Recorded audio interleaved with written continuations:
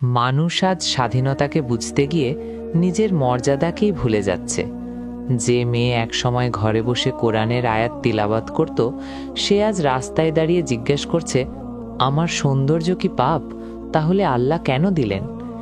এই প্রশ্নটি শুনতে সাধারণ মনে হয়, কিন্তু এই একটি প্রশ্নের উত্তরে একজন বৃদ্ধ আলেম যা বলেছিলেন তা শুনে সেই মেয়ের চোখে জল এসে গিয়েছিল। নীরবে, কোনো শব্দ ছাড়া, শুধু বুকের ভেতর থেকে একটা দীর্ঘশ্বাস বেরিয়ে এসেছিল। যে দীর্ঘশ্বাসে ছিল উপলব্ধি, অনুতাপ এবং এক গভীর প্রশান্তি। আজকের এই গল্পটি সেই মেয়ের গল্প, যে মেয়ে প্রশ্ন করেছিল এবং উত্তর পেয়ে বদলে গিয়েছিল। সময়টা ছিল আব্বাসীয় খিলাফাতের শেষ দিকের কোনো এক স্বর্ণযুগে। বাগদাদ শহরের এক প্রান্তে ছিল একটি পুরনো মাদ্রাসা। দেয়ালে দেয়ালে কোরআনের আয়াত খোদাই করা, উঠানে একটি বড় খেজুর গাছ, যার ছায়ায় বসে বহু মানুষ জ্ঞান অন্বেষণ করেছে। ফজরের আজানের পর থেকে এশার নামাজ পর্যন্ত এই মাদ্রাসায় ইলমের আলো জ্বলত। এই মাদ্রাসার প্রধান আলেম ছিলেন শেখ আব্দুর রহমান। বয়স তার 70-এর কাছাকাছি। সাদা লম্বা দাড়ি, গভীর দুটো চোখ, যে চোখে তাকালে মনে হতো তিনি মানুষের ভেতরটা পড়তে পারেন। তার কাছে শুধু ছাত্ররাই আসতো না, আসতো সাধারণ মানুষও, প্রশ্ন নিয়ে, সমস্যা নিয়ে, বিভ্রান্তি নিয়ে। এবং শেখ কখনো কাউকে ফিরিয়ে দেননি। তিনি বিশ্বাস করতেন প্রতিটি প্রশ্নের পেছনে একটি তৃষ্ণার্ত আত্মা থাকে। সেদিন ছিল জুমার পরের বিকেল। মাদ্রাসার উঠানে খেজুর গাছের ছায়া দীর্ঘ হয়ে পড়েছিল। শেখ আব্দুর রহমান একা বসে তাসবিহ পড়ছিলেন। তখন মাদ্রাসার দরজায় এসে দাঁড়ালো একটি মেয়ে। মেয়েটির নাম ছিল মরিয়াম। বয়স 18 কি 19। চেহারায় এক অসাধারণ সৌন্দর্য, যেন আল্লাহ তাআলা বিশেষ যত্নে তাকে গড়েছেন। কিন্তু সেই সৌন্দর্যের চেয়েও বড় ছিল তার মনের অস্থিরতা। মরিয়ামের মা ছিলেন একজন ধার্মিক মহিলা। ছোটবেলা থেকেই তিনি মরিয়ামকে পর্দার শিক্ষা দিয়েছেন, কোরআন পড়িয়েছেন, নামাজ শিখিয়েছেন। কিন্তু মরিয়াম বড় হওয়ার সাথে সাথে শহরের বাতাস তার মনে কিছু প্রশ্ন ঢেলে দিয়ে গেছে। শহরের বাজারে সে দেখেছে কিছু নারী অবাধে চলাফেরা করছে, তাদের সৌন্দর্য প্রকাশিত, তারা হাসছে, কথা বলছে, মুক্তভাবে শ্বাস নিচ্ছে বলে মনে হচ্ছে।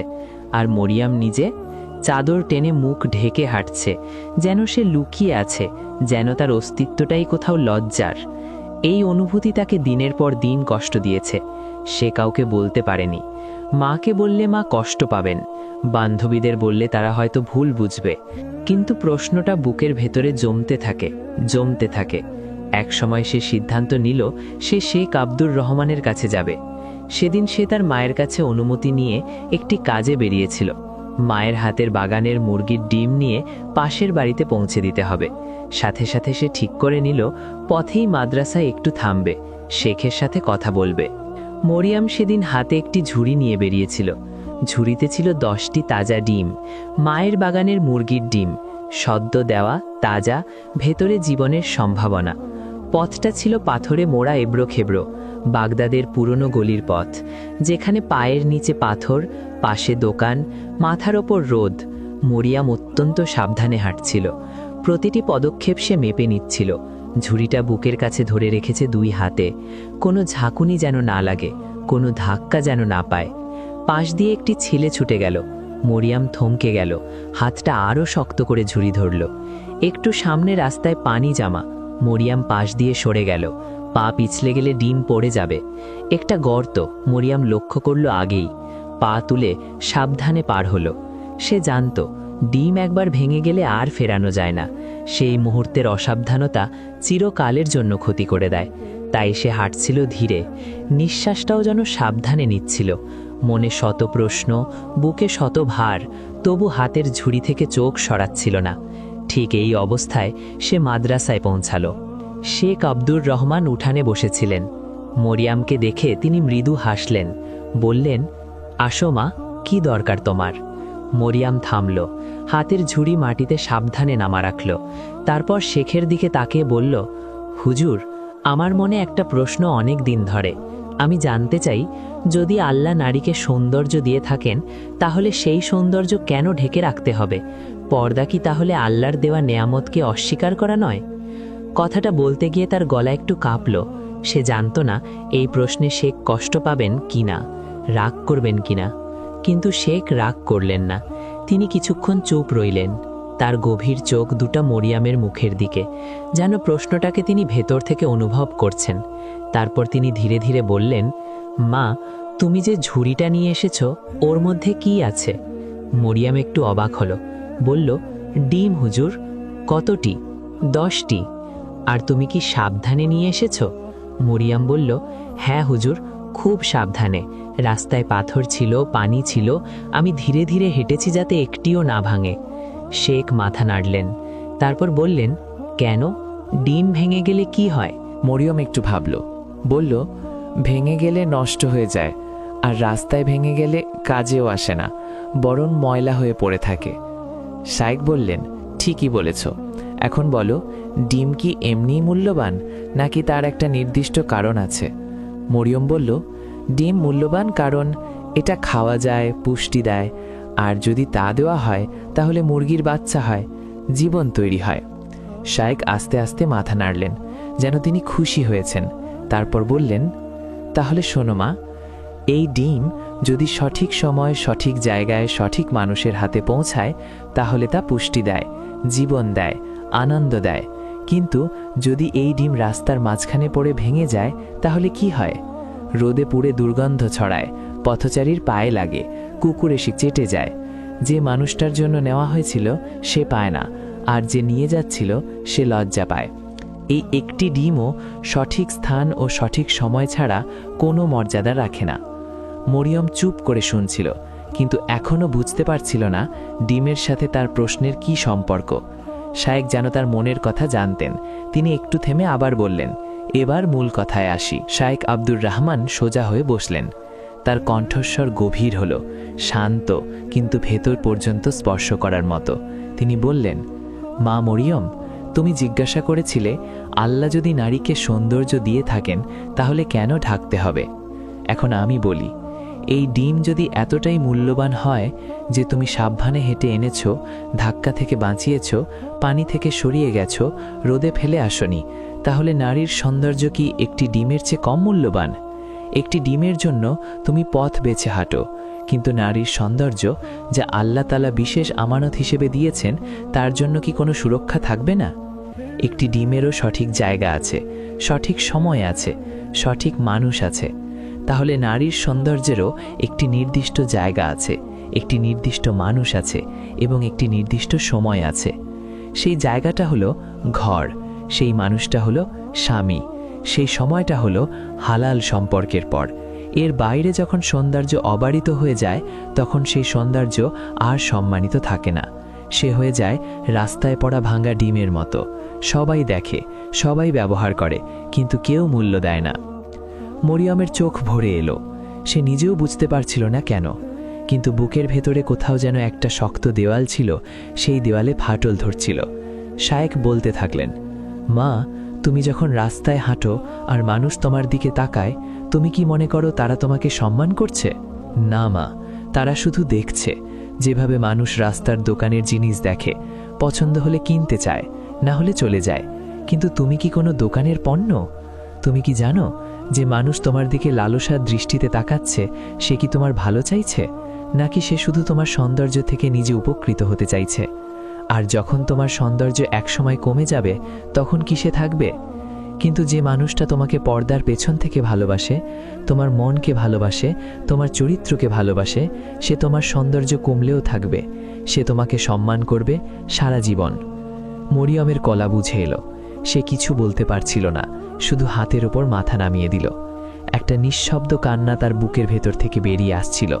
সেই কান্নায় বছরের পর বছরের জমা বিভ্রান্তি, যা এক মুহূর্তে গলে যাচ্ছিল। শায়েখ আস্তে কথা বললেন, যেন একজন পিতা তার মেয়েকে বোঝাচ্ছেন, মা, পর্দা কি কারাধার? না, পর্দা হলো হীরার বাক্স। হীরা কি খোলা রাস্তায় পড়ে থাকে? না, হীরা থাকে বিশেষ বাক্সে, বিশেষ সুরক্ষায়, বিশেষ মানুষের কাছে। কারণ হীরার মূল্য আছে, কিন্তু পথের পাথর, সেটা পড়ে থাকে রাস্তায়, সবাই মারিয়ে যায়, কেউ মূল্য দেয় না। আল্লাহ তাআলা কোরআনে বলেছেন, ওয়াকুল লিল মুমিনাতি ইয়াগদুজনা মিন আবসারিহিন্না। মুমিন নারীদের বলো তারা যেন দৃষ্টি সংযত রাখে। এই আয়াত কি কোনো শাস্তি? না, এই আয়াত হলো আল্লাহর ভালোবাসার প্রকাশ। যিনি তার বান্দিকে ভালোবাসেন তিনি তাকে সুরক্ষা দিতে চান, তিনি চান তার মর্যাদা অটুট থাকুক। একজন মা যখন শিশুকে বলেন আগুনে হাত দিও না, এটা কি শাস্তি? না, এটা ভালোবাসা। আল্লাহর পর্দার নির্দেশও তেমনি, এটা তার অসীম ভালোবাসার প্রকাশ। তিনি চান তার নারী বান্দিরা সুরক্ষিত থাকুক, সম্মানিত থাকুক, মর্যাদাবান থাকুক। শায়েখ একটু থামলেন, তারপর বললেন, মা, মানুষ মনে করে যে নারী পর্দা করে সে বন্দী, কিন্তু আমি তোমাকে একটা কথা বলি, একটা বাগানের ফুল সে কি রাস্তায় পড়ে থাকে?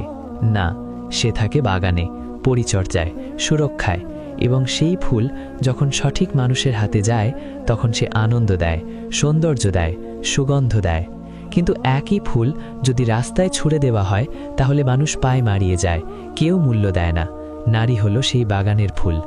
ঘরের ভেতরে স্বামীর কাছে, সন্তানের কাছে, পরিবারের কাছে যখন সে নিজেকে প্রকাশ করে তখন তার সৌন্দর্য পরিপূর্ণ হয়, তখন সে সত্যিকারের মূল্যবান। কিন্তু যখন সে নিজেকে সবার সামনে মেলে ধরে তখন সে শুধু দেখার বস্তু হয়ে যায়, আর দেখার বস্তুকে কেউ ভালোবাসে না, শুধু ব্যবহার করে। তুমি যদি গল্প পড়ছো বা শুনছো, তোমাকেই জিজ্ঞেস করি, তুমি কি কখনো ভেবেছ যখন তুমি পোশাক পরো এবং বাইরে যাও তখন মানুষের দৃষ্টি কি তোমাকে সম্মান দেয় নাকি শুধু মূল্যায়ন করে? তুমি কি কখনো অনুভব করেছ যে মানুষটা তোমার দিকে তাকিয়ে হাসছে সে কি তোমার জন্য সেই হাসি দিচ্ছে নাকি সেই শুধু নিজের চোখকে তৃপ্ত করছে? সত্যিকারের সম্মান কখনো শরীর দেখে হয় না, সত্যিকারের ভালোবাসা কখনো বাইরে থেকে শুরু হয় না। যে মানুষ তোমাকে সত্যিই চায় সে তোমার চরিত্র দেখে, তোমার হৃদয় দেখে, তোমার বিশ্বাস দেখে, আর সেই মানুষটার জন্য তোমার সৌন্দর্য সংরক্ষিত থাকুক। সেটাই মর্যাদা, সেটাই ইজ্জত, সেটাই আসল স্বাধীনতা।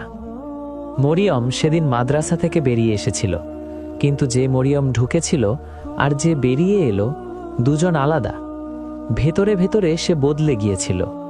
পথে হাঁটতে হাঁটতে হাতের ঝুড়ির দিকে তাকালো, 10টা ডিম এখনো অক্ষত। সে ভাবল এতক্ষণ সে এই ডিম বাঁচাতে কত সাবধান ছিল, কিন্তু নিজেকে কি সে এতটা যত্নে রেখেছিল?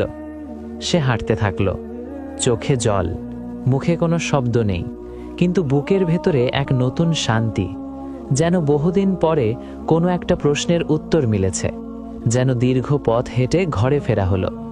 সেদিন রাতে মরিয়ম তার মায়ের কাছে বসল, মায়ের হাত ধরল, বলল, আম্মু, আমি আজ থেকে পর্দা করব, শুধু ভয়ে না, ভালোবেসে। মা কিছু বললেন না, শুধু মেয়েকে বুকে জড়িয়ে ধরলেন। সেই আলিঙ্গনে ছিল বছরের পর বছরের দোয়া। হে আল্লাহ, তুমি আমাদের নারীদের মর্যাদা দিয়েছ, সৌন্দর্য দিয়েছ, ইজ্জত দিয়েছ। আমরা যেন সেই আমানত ঠিকমতো বহন করতে পারি। হে আল্লাহ, যে নারী আজ বিভ্রান্ত, যার মন অস্থির, যে প্রশ্নের মধ্যে ডুবে আছে, তুমি তার হৃদয়ে হেদায়েতের আলো জ্বালিয়ে দাও।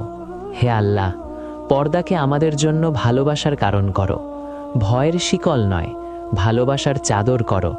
হে আল্লাহ, আমাদের মায়েদের সম্মান দাও, আমাদের বোনদের ইজ্জত দাও, আমাদের মেয়েদের জান্নাতের পথ সহজ করো।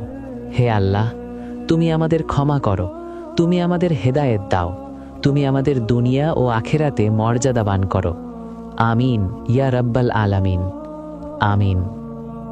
যদি এই গল্পটা তোমার হৃদয় ছুঁয়ে গিয়ে থাকে, যদি এই কথাগুলো তোমার ভেতরে কোথাও নাড়া দিয়ে থাকে, তাহলে এটুকু করো, একবার চোখ বন্ধ করো, আল্লাহকে ধন্যবাদ দাও যে তিনি তোমাকে এই গল্পটার কাছে পৌঁছে দিয়েছেন। কারণ হেদায়েত কাকে দেওয়া হবে সেটা আল্লাহই ঠিক করেন।